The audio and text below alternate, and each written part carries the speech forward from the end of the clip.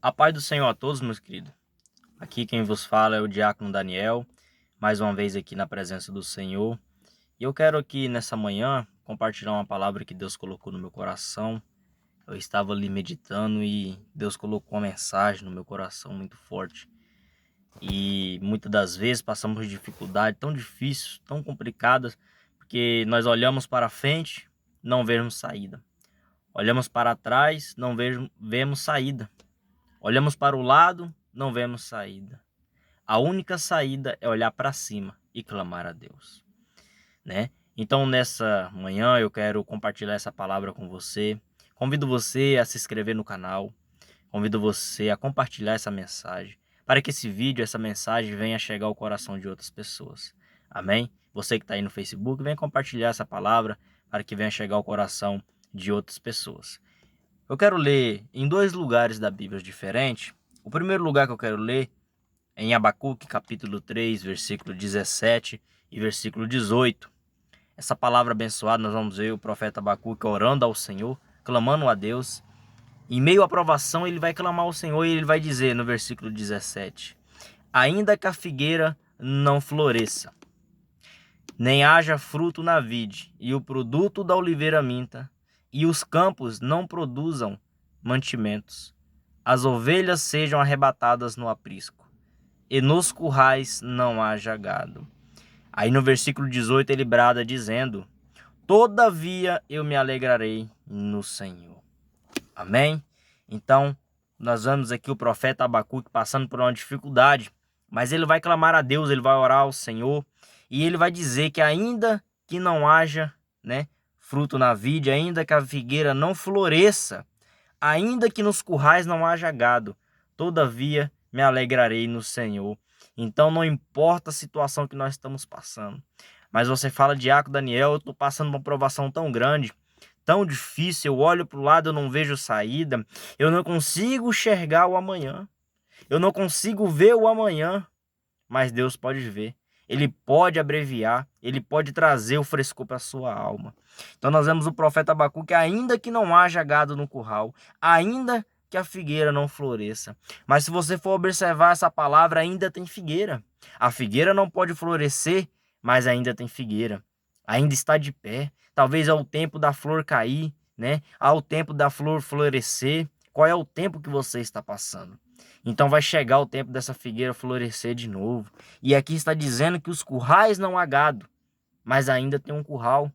Amém? Então a palavra do Senhor ainda tem uma esperança que o curral pode se encher de gado novamente. Então no meio da provação, no meio disso tudo, ele diz: todavia me alegro no Senhor.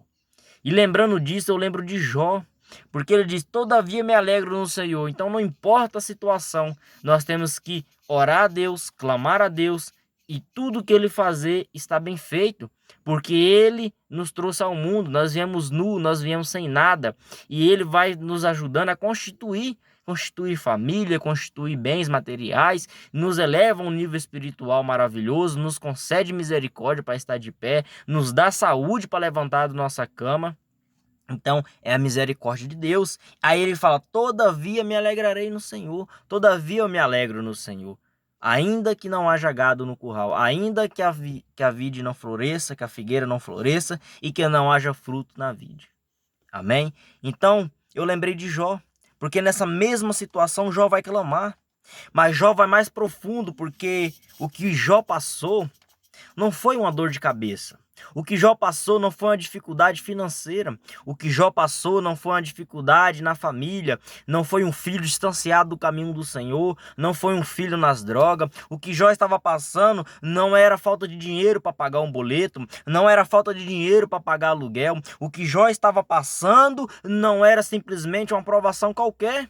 O que Jó estava se passando neste momento da vida dele não era falta de dinheiro para pagar as contas. O que Jó estava passando não era uma enfermidade que se alongar por muito tempo. O que Jó estava passando é muito mais profundo do que um ser humano pode passar. Jó se encontrava num nível aonde nenhum ser humano chegou. Jó se encontrava num nível aonde nenhum ser humano tinha chegado. Nós vamos se deparar com Jó no pó da terra, humilhado, sem família, sem amigos, somente Deus. Aos olhos humanos, Jó já não tinha ninguém. Jó já estava no seu fim. Aos olhos humanos, Jó não tinha esperança. Jó não tinha expectativa de vida. Aos olhos humanos. Mas dentro do coração, no coração de Jó, Jó sabia que ele tinha um Jesus e que ele tinha um Deus fiel na vida dele. Ele sabia que Deus ia sustentar ele de pé. Decantarava a sévia névia. Ele sabia que Deus ia sustentar ele de pé. Ele sabia que aquela provação que ele estava passando, ele ia se levantar. Aí nós vamos ver no capítulo 19, no versículo 17 em diante, ele vai dizer: o meu hálito é insuportável à minha mulher, e pelo mau cheiro sou repugnante aos filhos de minha mãe. Ou seja, Jó estava tão depravado, tão na dificuldade, com a enfermidade no seu corpo, com a lepra no seu corpo, que nem a sua esposa o suportava. Então ele tinha perdido seus filhos, sua esposa já estava contra ele, já tinha pedido para ele abandonar o Deus dele e morrer, e ele estava sozinho. E ele continua dizendo: até as crianças desprezam de mim, querendo eu me levantar-me, zombam de mim. No 19 ele vai dizer: todos os meus inimigos me abandonaram. E ele vai dizer mais além: até meus amigos me abandonaram. Porque quando nós estamos na abundância, quando nós estamos com dinheiro, quando nós estamos bem, muitos amigos se aproximam. Mas no momento que Jó perdeu tudo, no momento que Jó estava no pó, no momento que Jó estava passando por dificuldade, os seus inimigos se afastaram, os seus amigos se afastaram. E ele vai dizer: até que eu amo se afastou. Muitas vezes pessoas se afastou da sua vida, você amava e se afastou. Mas Deus está tirando, ele tem um projeto igual ele tinha na vida de Jó. E Jó vai mais além, ele vai dizer no versículo 20 que os ossos do corpo dele se apegavam à carne. Então Jó estava numa situação extremamente depravada, ele tinha tudo para desistir. Jó tinha tudo para abandonar. Ele tinha tudo para blasfemar contra Deus. Jó tinha tudo para desistir, para abandonar, para deixar isso de lado, para abandonar Deus. Ele tinha tudo para desistir. Ele vai dizer: os meus ossos se apegam à minha pele e à minha carne. Salva-me com as peles dos meus dentes. Ele estava numa situação complicada, leproso, sem nada. A única coisa que Jó tinha era um caco de telha para se coçar. Olha a situação que Jó está passando. Olha a dificuldade tão grande que Jó está passando. Olha a dificuldade que Jó se encontra. Olha a dificuldade que Jó está se encontrando neste momento. Mas aí eu creio que Jó vai se ajoelhar, ou até mesmo no chão, ele vai bradar bem alto e vai dizer: aquelas pessoas abusando dele, aquelas pessoas olhando para ele, o inimigo talvez olhou para ele: agora Jó vai desistir, agora ele vai parar na caminhada, agora ele vai abandonar o ministério, agora ele vai abandonar a família, agora ele vai abandonar os filhos, agora ele vai abandonar tudo, porque ele está oprimido. Mas Jó brada dentro do coração dele, ele vai dizer no versículo 25: porque eu sei que o meu Redentor vive. Aleluia! Imagina Deus olhando para Jó, passando aquela situação, leproso, sem nada, e ele clamando: eu sei que o meu Redentor vive. Eu sei que Cristo vive e vai se levantar sobre a terra. Olha a situação que Jó estava passando. Olha a situação que Jó se encontrava, mas mesmo assim ele clamou a Deus, mesmo assim ele bradou dizendo que o meu Redentor vive. O meu Redentor vive e vai se levantar sobre a terra. Talvez nós estamos passando por coisas tão pequenas, coisas que Deus olha lá de cima e eu creio que ele dá risada. Ô meu filho, continua bradando, continua glorificando, continua na presença. Jó, nessa situação, ele falou: o meu Redentor vive. Eu confio que Deus pode me tirar dessa situação. Talvez nós passamos por dificuldades, para nós são grandes, mas olha o que Jó passou. Então a Bíblia vai nos trazer uma experiência que esse homem passou, na beira da sombra do vale da morte, na beira do abismo, tinha tudo para parar. Jó tinha tudo para desistir. Quantas pessoas desistiu por muito menos?